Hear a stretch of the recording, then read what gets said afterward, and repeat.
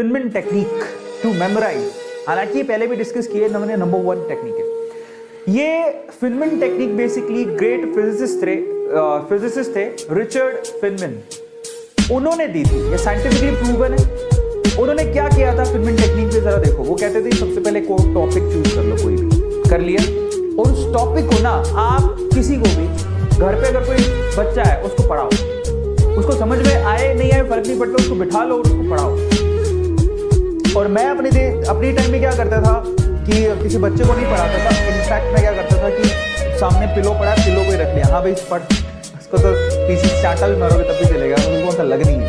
तो हाँ पिलो वो नहीं होता सिराना, उसको रख लिया, हाँ देखो ऐसे से होता है। मैं करता था, मैं बहुत करता था। तो वो ये कहते हैं कि पहले कोई एक टॉपिक यूज करो, किसी बच्चे को पढ़ाओ, ठीक है। अब वो क्या कहता है, अब जब आप उसको पढ़ा रहे थे तो आप कहाँ अटके वो देखो। भाई कोई चीज पढ़ा रहे होते हो तो आप देखो कि आप अटके कहाँ। अब खुद को तो समझ में आ जाता है, इंसान खुद से तो नहीं झूठ बोल सकता, समझ में आ गया। तो खुद को समझ में आ जाएगा कि आपने मिस्टेक्स कहाँ करी। उन मिस्टेक्स को आइडेंटिफाई करो और उन मिस्टेक्स को फिर से रिव्यू करो। रिव्यू का मतलब आप किसी टॉपिक को पढ़ाते टाइम कहाँ पे अटके, आइडेंटिफाई करने के बाद क्यों अटके, कारण क्या था, क्या तुम्हें उस कॉन्सेप्ट पे क्लैरिटी नहीं थी तो टॉपिक को खोल के देखो, कॉपी को खोल के देखो जाके, या फिर जिस टीचर ने पढ़ाया था उसने कैसे पढ़ाया था उसको चेक करो।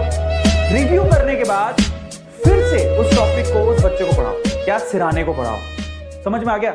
जिस वक्त आप खुद सेटिस्फाई हो जाओगे कि नहीं यार अब तो मैंने जो पढ़ाया बेसिकली वो प्रॉपरली उसे भी समझ में आ गया होगा, क्योंकि मैं इस चीज को समझ पा रहा हूं, तो समझ लेना वो टॉपिक आपको अच्छे से याद हो जाएगा। फिनमैन टेक्निक बहुत ही अच्छी टेक्निक है जिसमें आप किसी बच्चे को लेके सिराने को लेके काम कर सकते हो। टॉपिक चूज करो, किसी सिराने या बच्चे को पढ़ाओ, आइडेंटिफाई करो कि तुम कहां अटके, जहां पर अटके उसमें वापस कॉपी खोल के देखो, या जिस टीचर से पढ़े उसको दोबारा से देखो, फिर से उसको रिपीट करो। तो बार बार ये साइकिल चलता रहेगा और आपको वो टॉपिक बेसिकली बहुत अच्छे से याद हो जाएगा।